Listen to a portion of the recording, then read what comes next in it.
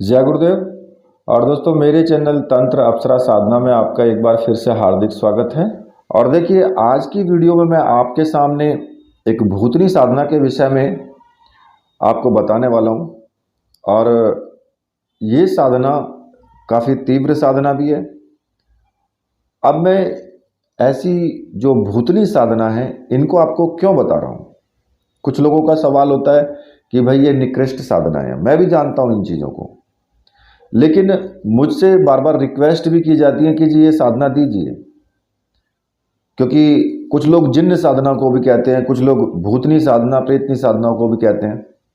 तो देखिए, कहते हैं ना कि ये यूट्यूब है, ये इंटरनेट है, यहाँ पर जिसको जो चाहिए वो चीज़ मिलेगी। किताबें हर चीज़ की हैं, सभी प्रकार की किताबें होती हैं, लेकिन व्यक्ति को जिस चीज़ की ज़रूरत है, जिस व्यक्ति को, वो उसी किताब को लेगा और उसी को पढ़ेगा। तो इसलिए यहाँ पर वो सवाल बिल्कुल ना करें कि जी ये निकृष्ट साधना है, ऐसी साधना नहीं देनी चाहिए आपको। आपको ज़रूरत है तो आप उस साधना को लीजिए, आपको नहीं ज़रूरत है तो आपके लिए दूसरी साधनाएं भी दी गई हैं, आप उन पे अपना फोकस करो। ठीक है, समाज के बिल्कुल ठेकेदार ना बने। बड़ी छोटी सी मैं आपको बात बताता हूँ। अब दूसरी बात यहाँ पर आती है कि होली का पर्व आने वाला है, और होली के पर्व पर जिन लोगों को भी जो भी साधना करनी है या उनको सामग्री लेनी है तो वो पहले ही ले लें, क्योंकि अगर आपने होली से 5 दिन पहले 6 दिन पहले ऑर्डर किया तो सामग्री आपको टाइम से नहीं मिल पाएगी। मैं क्लियर बोलता हूँ, इसलिए उस वक्त मेरे ऊपर दबाव ना डालें कि जी सामग्री आप जल्दी भेज दो, जल्दी भेज दो। पहले ही मंगवा लो तो अच्छा है, क्योंकि आपको टाइम से मिल जाएगी। ठीक है। और होली से 8 दिन पहले होलाष्टक लगता है। होलाष्टक में आप रात्रि की जो साधनाएं हैं वो दिन में कर सकते हो। मतलब कि होलाष्टक के जो 8 दिन होते हैं उनमें रात्रि को तो रात्रि माना ही जाता है, दिन को भी रात्रि ही माना जाता है। तो इसलिए रात्रि की जितनी भी साधनाएं रात दिन आप साधना कर सकते हो उसमें। ठीक है, उसका ये फायदा है आपको, तो उस समय का जरूर लाभ उठाना है आपको। अब बात आती है साधना की, कि जो मैं आपको बताने वाला हूं। देखिए, जो भूतनियां होती हैं 9 प्रकार की होती है।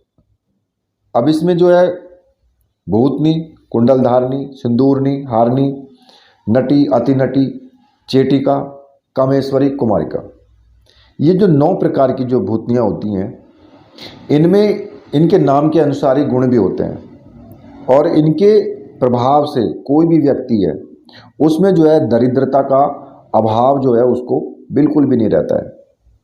सामान्य उसे कोई कष्ट नहीं होते, और इसके साथ साथ ही ये उसको रति सुख भी प्रदान करती हैं, क्योंकि नाम ही इनका भूतनिया है। अब देखिए, जो साबर पद्धति है उसके प्रयोग से जिस भूत प्रेत का भी आपको साधन किया है, और जो उससे अधिक, मतलब जिस भूत प्रेत का भी आपने साधन किया है उससे अधिक जो शक्ति है, जो कि इस पूरे क्षितिजकार के रूप में है, और उनकी जो नाम है उनकी समानता भी है, पर फिर भी ये जो है किसी साधक का भी अहित नहीं करती। इनके पास शक्तियां प्रबल होती हैं, लेकिन फिर भी ये उन साधकों का, किसी भी साधक का जो अब इनका साधक होता है उसका कोई अहित नहीं करती हैं। लेकिन हाँ, एक इतनी बात जरूर है कि इनके जब ये प्रकट होती हैं तो इनके सामने जो इनका माया जाल होता है, उस माया जाल में भ्रमित आपको नहीं होना है, और भयभीत भी नहीं होना है आपको।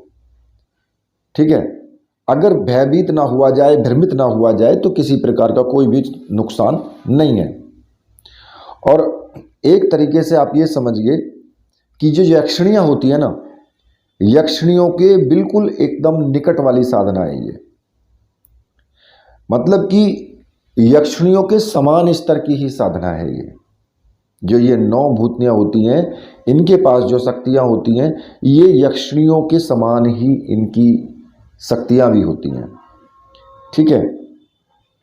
अब देखिए, जैसा कि मैं इनके बारे में थोड़ा आपको बता देता हूँ। गीता में भगवान ने जो है वेद व्यास जी ने श्री कृष्ण के मुख से जो बात कहलवाई है कि भाई प्रेत पिशाच आदि की साधना जो है वो बिल्कुल एकदम निकृष्ट साधना होती है। उसकी उपासना करने से कभी कल्याण तो होता नहीं है, ये तो निश्चित है। और व्यक्तिगत रूप में भी अगर इस प्रकार के प्रयोग या इनके चमत्कार जो हैं, मैं भी उनकी जो है आपको नहीं कहूँगा कि भाई आप इस प्रकार की साधनाएं करो, क्योंकि जो हमारा उद्देश्य है हम उसको तो करते नहीं हैं, लेकिन इन सभी पर विश्वास बहुत जल्दी कर लेते हैं। क्योंकि जैसे कि अब हमारा शरीर है, हमारे शरीर में बहुत सी जगह ऐसी हैं कि जहाँ पर छोटे छोटे कीड़े भरे पड़े हैं शरीर के अंदर भी। वे जो कीड़े हैं शरीर के अंदर वो होना जरूरी है। अगर वो नहीं होंगे तो हमारा शरीर नहीं चल सकता है। उसी प्रकार से इस संसार में इन योनियों का भी होना जरूरी है। जैसे यक्षिणियां हैं उसी प्रकार से योगनियां हैं, तो प्रेतनियां भी और भूतनियां का भी होना जरूरी है, क्योंकि तभी ये पूरी सृष्टि चल सकती है। जिस प्रकार से शरीर में कीड़े तो पड़े हैं किसी अंग में छोटे छोटे, लेकिन वो हैं फिर भी हमारे लिए लाभकारी। कीड़े हैं लेकिन लाभकारी हैं शरीर के लिए। इसी प्रकार से पूरे ब्रह्मांड में ऐसी योनियां हैं जिनको कीड़ों मकोड़ों वाली बोला जाएगा, लेकिन फिर भी वो होनी जरूरी है, क्योंकि उनके बिना सृष्टि चल पाना संभव नहीं है। लेकिन फिर भी इस युग पर वास्तविक बात है, मुझे भी बहुत ज़्यादा तरस भी आता है और मैं आश्चर्यचकित खुद भी होता हूँ। क्योंकि आजकल का जो इंसान है ना, वो किस चीज़ के लिए, क्या प्राप्त करने के लिए दौड़ता है? सिर्फ एक अपने अहंकार की तुष्टिकरण के लिए वो दौड़ता है कि भाई वो कोई ऐसा काम करे कि जो चमत्कार हो, वो कोई ऐसा काम करे जो सामने वाले पर उस चीज का प्रेशर पड़े।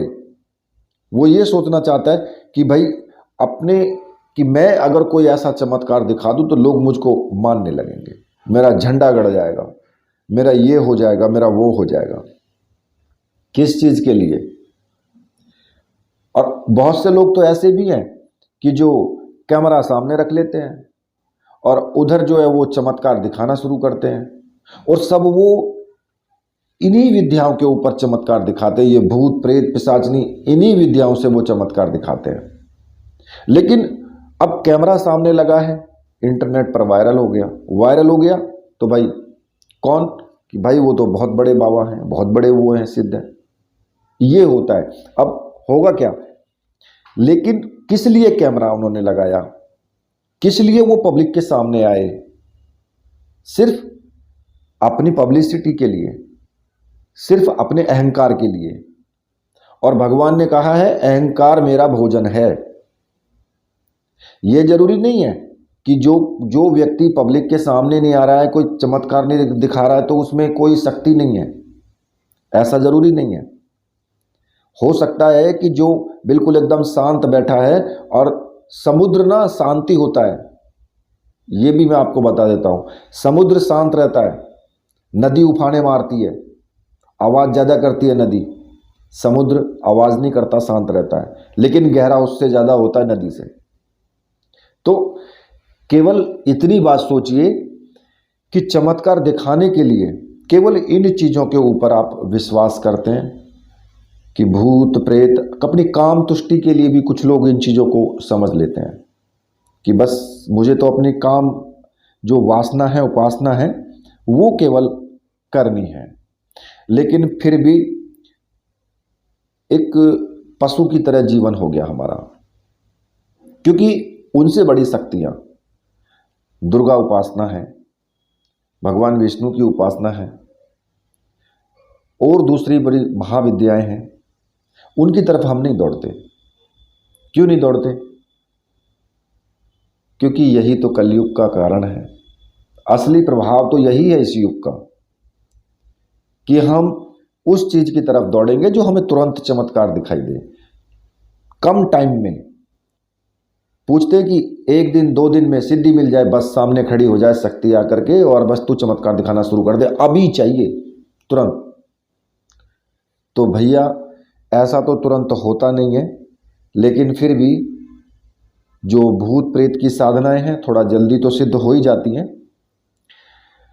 लेकिन मुझे कुल मिलाकर के हंसी भी आती है कि भाई अपने अहंकार को पाने के लिए और एक छोटा सा प्रदर्शन करने के लिए व्यक्ति कहाँ तक जा सकता है।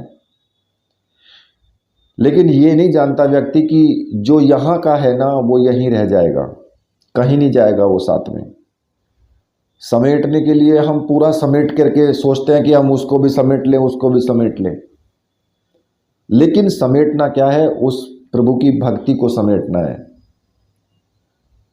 अगर उसको समेट लिया हमने, अपने कर्मों को ठीक कर लिया, तो वो हमारे साथ जाएंगे। अगर हमारे अच्छे कर्म हैं तो वो हमारे साथ जाएंगे, बुरे कर्म हैं तो वो हमारे साथ जाएंगे। फल तो हमें उसी के अनुसार मिलेगा, बाकी तो समझ अपनी अपनी है। और देखिए कुछ छोटी सी बात ये भी होती है कि कुछ लोग जो है ना तांत्रिक शब्द सुनने के बाद में टौने टोटके या भूत प्रेत के लिए समझ लेते हैं कि भाई अगर ये तांत्रिक है तो इसके पास में टौने टोटके ही मिलेंगे, इसके पास भूत प्रेत ही मिलेंगे। ऐसा नहीं है।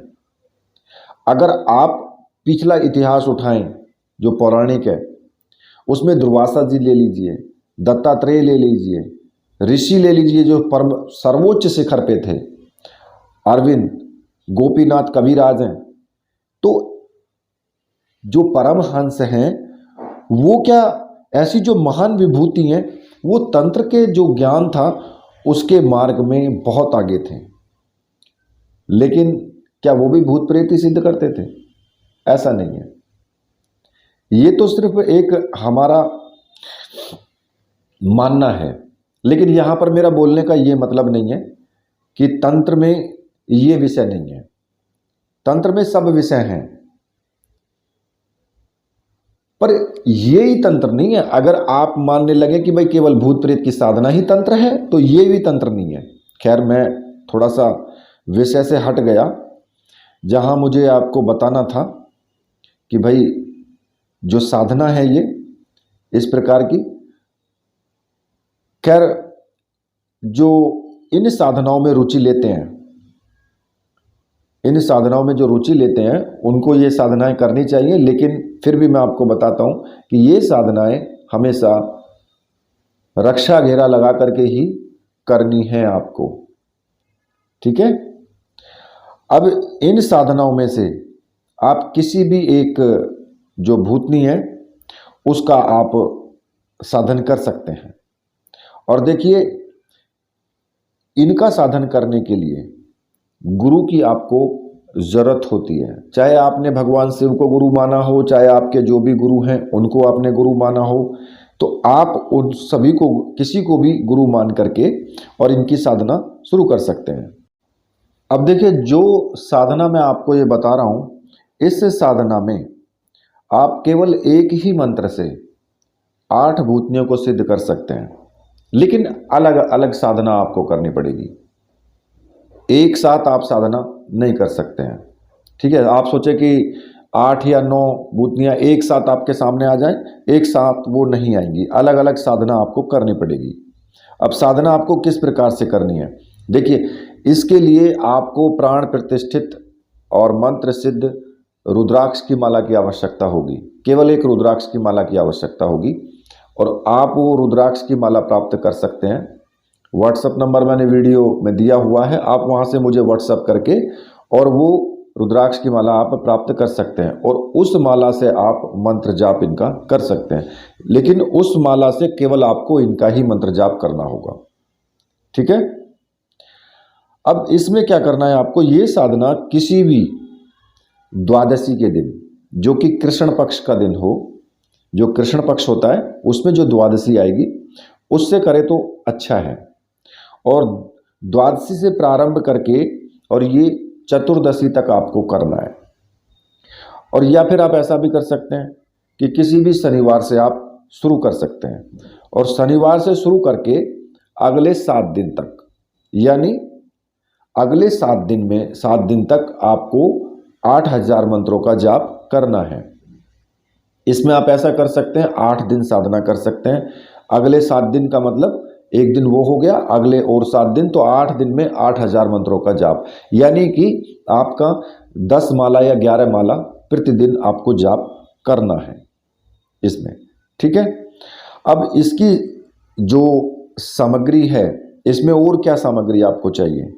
देखिए, इसमें क्या होगा कि पूजन आपको करना है।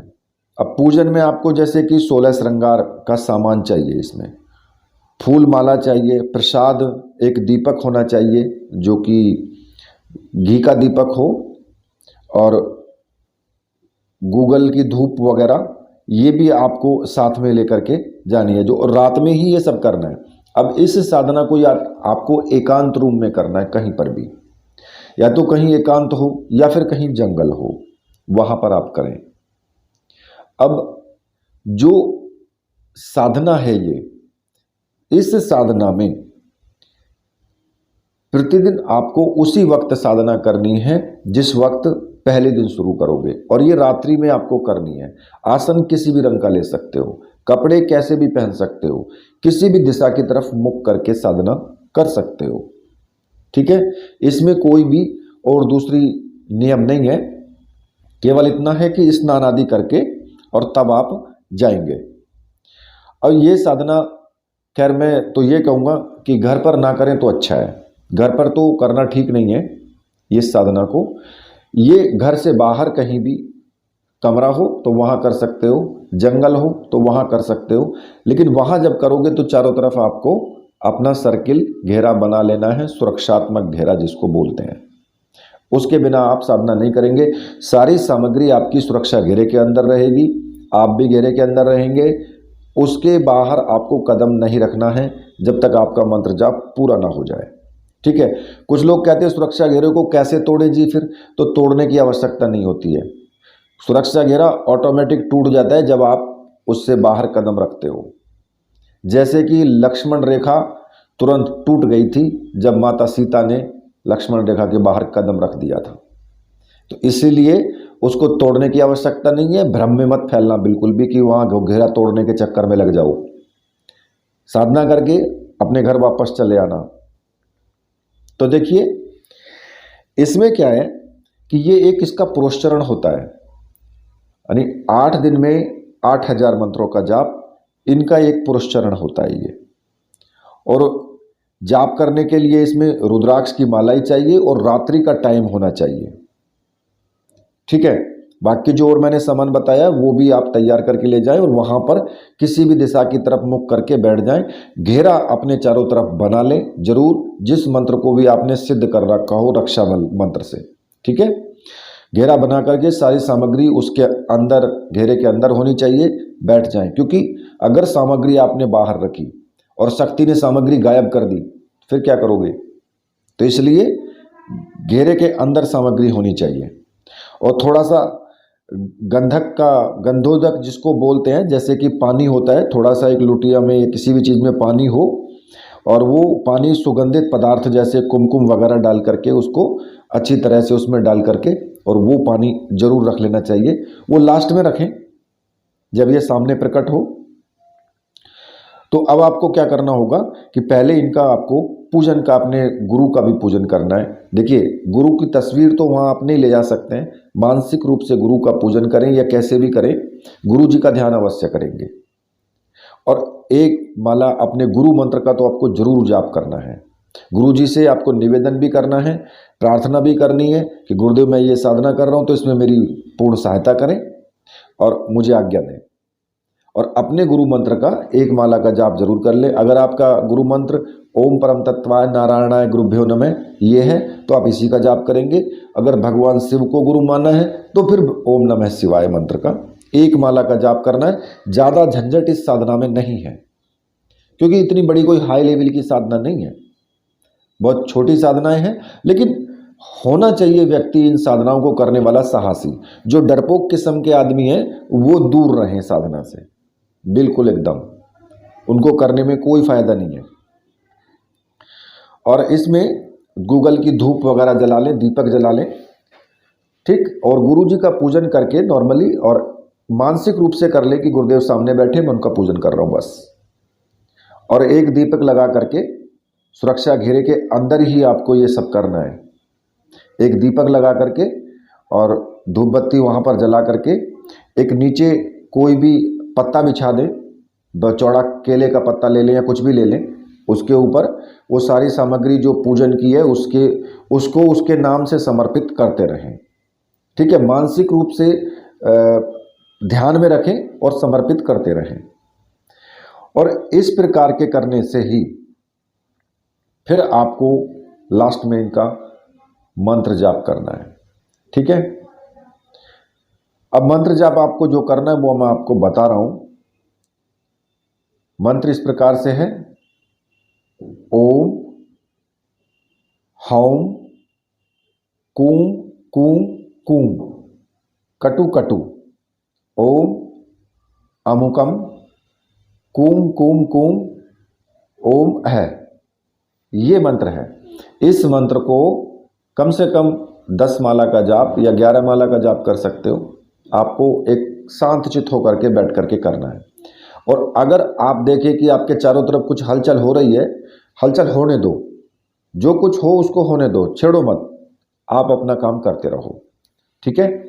प्रकट तो वो लास्ट वाले दिन ही होगी, जब लास्ट दिन होगा, पुरुषचरण होना होगा पूरा।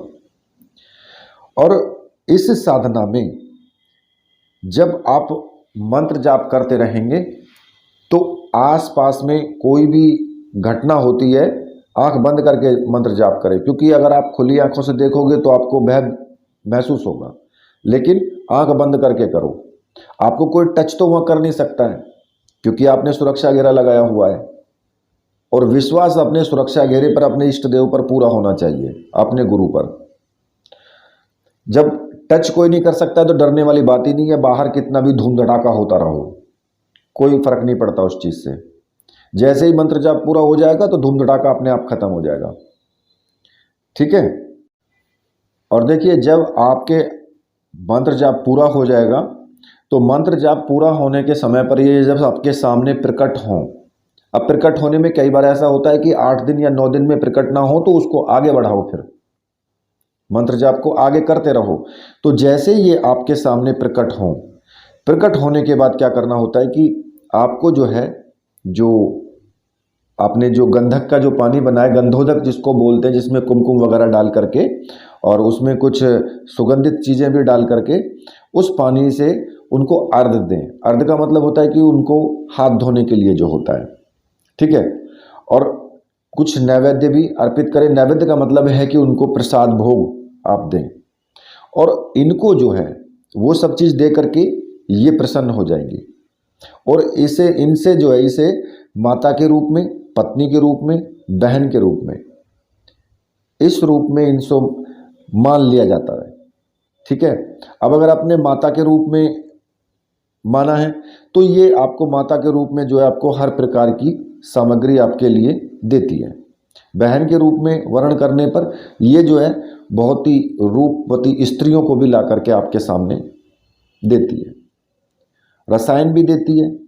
और अगर आप पत्नी के रूप में करते हो तो फिर ये बहुत कुछ चीज़ें, मतलब पूरा ही सब कुछ लुटाने के लिए तैयार रहते हैं। लेकिन अगर आप इसको पत्नी के रूप में करते हो तो आप फिर शादी नहीं कर सकते, किसी दूसरी स्त्री के साथ संभोग नहीं कर सकते, सीधा सा इसका कहना होता है। तो इसलिए इन सब चीज़ों का ध्यान जरूर रखें। अब जैसे मान लिया कि मैंने अमुक का शब्द बोला है मंत्र के बीच में, अमुक जो बोला है वहाँ पर उस भूतनी का आपको नाम बोलना है। जैसे कि पहली होती है कुंडलवती, अगर आप इसमें कुंडलवती का नाम बोलते हैं तो वो कुंडलवती जो है वो सिद्ध होगी। और उसकी साधना करने पर, जो साधना तो ऐसे ही की जाएगी जैसे आपने बताई है मैंने प्रत्येक की, लेकिन जब ये आपके सामने प्रकट होगी तो अपनी जो सबसे छोटी उंगली है उस उंगली में से रक्त निकाल करके इसको देना होता है, ठीक है। और इसे माता के रूप में ही स्वीकार करना चाहिए, और प्रसन्न होकर के ये फिर आपको सब कुछ प्रदान भी करती है। दूसरी आती है सिंदूरनी, ठीक है। अगर आप इसकी साधना करते हो तो जो मूल मंत्र है उसमें अमुक की जगह आपको सिंदूर नहीं आपको बोलना है।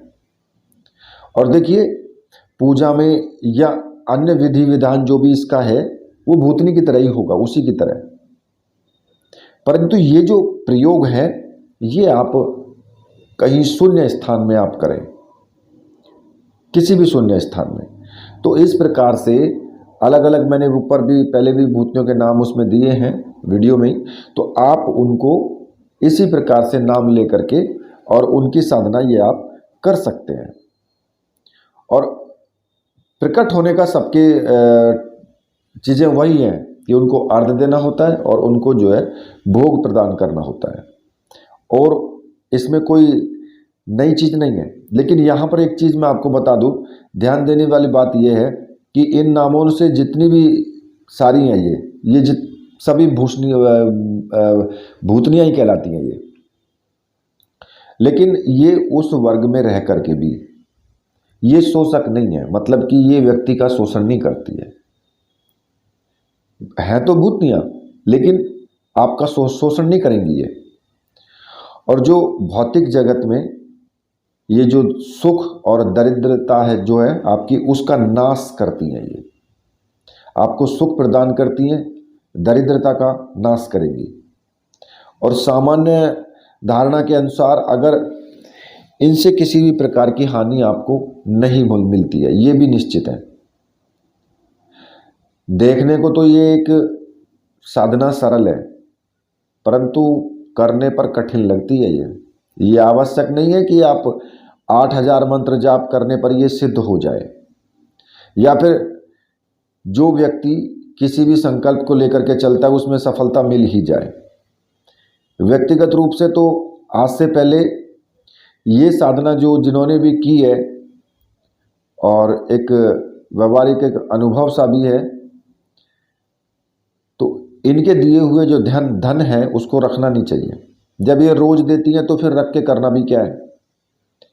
इनके द्वारा जो भी आपको चीज़ें मिलती हैं वो आपको बिल्कुल भी नहीं रखनी है, और सभी उसको तुरंत के तुरंत ही आपको खर्च भी करना होता है।